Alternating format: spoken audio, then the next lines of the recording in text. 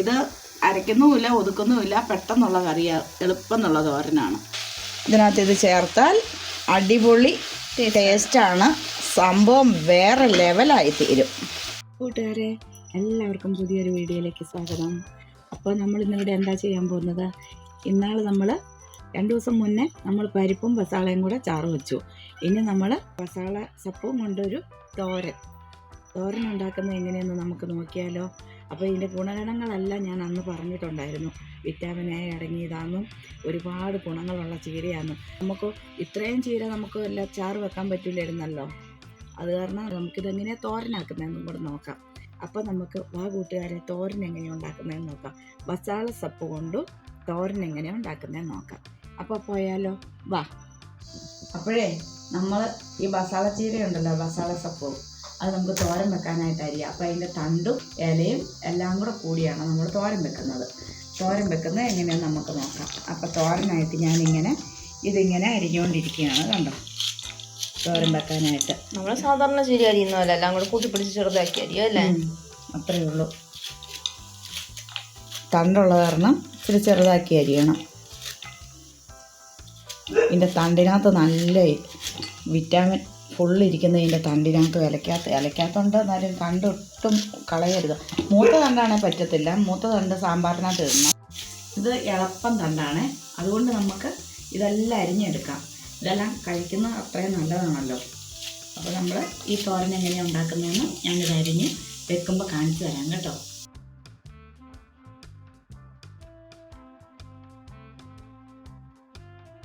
അപ്പോൾ കൂട്ടുകാരെ, നമ്മുടെ മസാല എല്ലാം അരിഞ്ഞ് ഇവിടെ റെഡിയാക്കി വെച്ചു. തോരൻ വെക്കാനായിട്ട് എല്ലാം റെഡിയാക്കി വെച്ചിരിക്കുക കേട്ടോ. ഇനി നമ്മൾ തോരനാക്കി എടുക്കുകയാണ്. അപ്പോൾ നമ്മുടെ ചട്ടി ഇവിടെ വെച്ചു. നമ്മൾ ഇച്ചിരി എണ്ണ ഒഴിച്ചു കൊടുത്തു. അപ്പോൾ നമ്മുടെ എണ്ണ ചൂടായെന്ന് തോന്നുന്നു. നമുക്ക് കടുക് ഇട്ട് കൊടുക്കാം.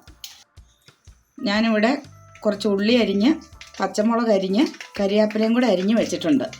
അത് നമ്മൾ ഇട്ട് കൊടുക്കുന്നു. കടുക് പൊട്ടി കഴിയുമ്പോഴത്തേനും നമുക്കിത് ഇട്ട് കൊടുക്കാം. നമ്മുടെ കടുകെല്ലാം പൊട്ടിക്കഴിഞ്ഞു. ഉള്ളി, കരിയാപ്പില, പച്ചമുളക്,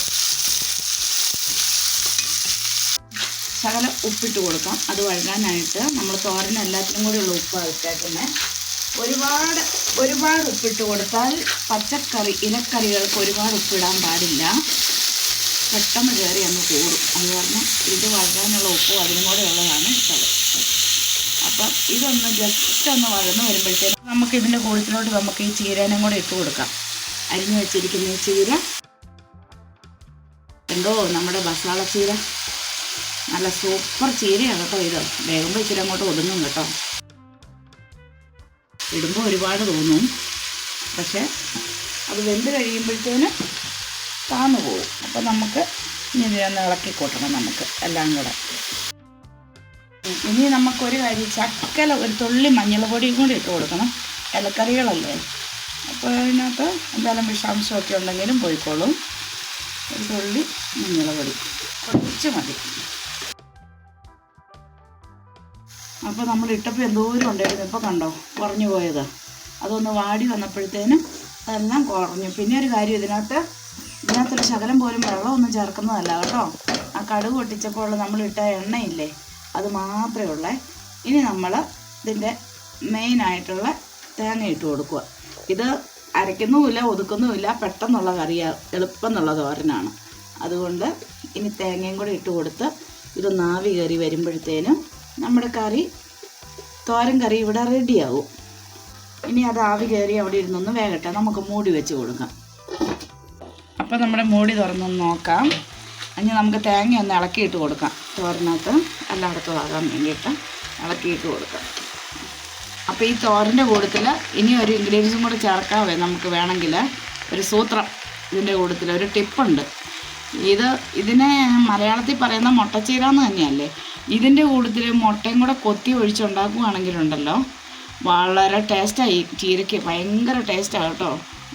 ഞാൻ ഇതിനു മുമ്പ്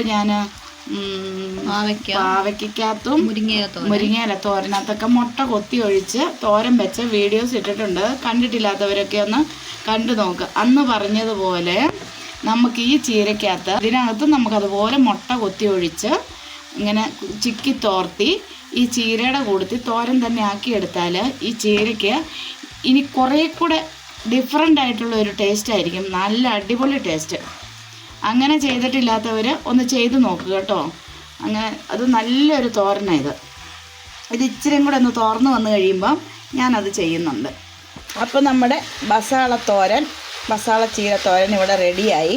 അപ്പോൾ ഞാൻ എന്നാ ചെയ്യാൻ പോകുന്നത്, ഇതിനകത്തൊരു മുട്ട ഇടാൻ പോവുകയാണ്. മുട്ട കൊത്തി ഒഴിച്ച് ഇതിനോട് കൂടി ചിക്കി ചേർക്കാൻ പോവുകയാണ്. അപ്പോൾ നമുക്ക് മുട്ട എങ്ങനെയാണ് ഇടുന്നതെന്ന് നോക്കാം. അപ്പോൾ ഞാൻ അതിനായിട്ടൊരു മുട്ട എടുത്തു. കണ്ടോ, ഇതിൻ്റെ കൂട്ടത്തിൽ മുട്ട ചേർക്കുന്നത് നല്ലതാണ്. അതെ, അപ്പം മുട്ടേനെ നമുക്കിങ്ങനെ ചിക്കി ഇതിനെ ആക്കിയെടുക്കാം. മുട്ട ഇതിൻ്റെ കൂട്ടത്തിൽ ചേർക്കുന്നത് വളരെ ടേസ്റ്റാണ് കേട്ടോ. നിങ്ങൾ ചെയ്തിട്ടില്ലാത്തവരിങ്ങനെ ഒന്ന് ചെയ്ത് നോക്കേ. നമ്മളിതിനു മുമ്പ് ഇത് ചെയ്തിട്ടുണ്ടല്ലേ, മസാല ചീരക്കകത്ത് തന്നെ ചെയ്തിട്ടുണ്ട്.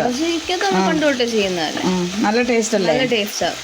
നമ്മള് എന്നാ പറയുന്നത്, അതിന്റെ നോർമൽ ടേസ്റ്റിനേക്കാളും കുറച്ചും കൂടെ ടേസ്റ്റ്. മുട്ട ഇങ്ങനെ ചിക്കി ഇടുമ്പോൾ നല്ലതാണ്. ഇത് കൂടുതൽ മുട്ട ഇടണമെങ്കിൽ കൂടുതൽ ഇടാം. ഇപ്പോൾ ഈ തോരനിപ്പോൾ ഒരെണ്ണം മതി, അല്ലെങ്കിൽ ഒത്തിരി ആയിട്ടുണ്ടെങ്കിൽ അങ്ങ് കുഴഞ്ഞിരിക്കൂലേ. ഇതിങ്ങനെ വെറുവെറാന്ന് കിടക്കുകയും ചെയ്യണം തോർന്ന്. കണ്ടോ, അതിൻ്റെ കൂട്ടത്തിലോട്ട് കണ്ടോ മുട്ടയുടെ കഷ്ണമൊക്കെ വരുന്നത്.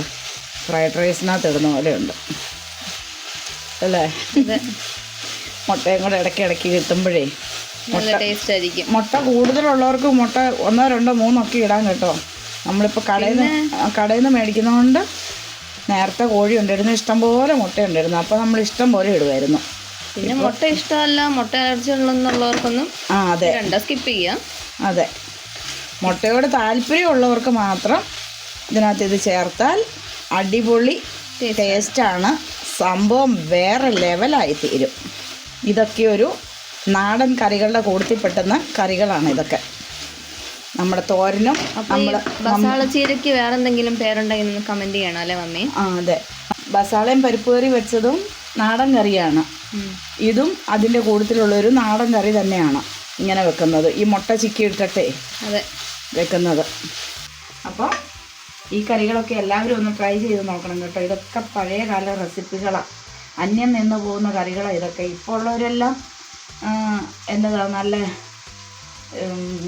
വേറെ സൈസ് മോഡലൊക്കെ അല്ലേ കറി വെക്കുന്നത്. ഫാസ്റ്റ് ഫുഡ് അല്ല, ചീസ് മറ്റേ എന്താ ബട്ടർ അങ്ങനെയുള്ളതൊക്കെ ഉപയോഗിച്ചൊക്കെ അല്ലേ കൂടുതലും.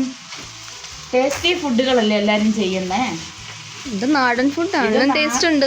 ഇതിന് നാടൻ കറികൾ ഇഷ്ടപ്പെടുന്നവർക്കെല്ലാം ഈ കറികൾ ഇഷ്ടപ്പെടുന്നതായിരിക്കും. ഇതിനകത്തൊന്നും ചേർക്കുന്നില്ല. നല്ല എന്താ പറയുക, നോർമലായിട്ട് വെക്കുന്ന ഒരു കറി, ആർക്ക് വേണേലും കഴിക്കാവുന്ന ഒരു കറി.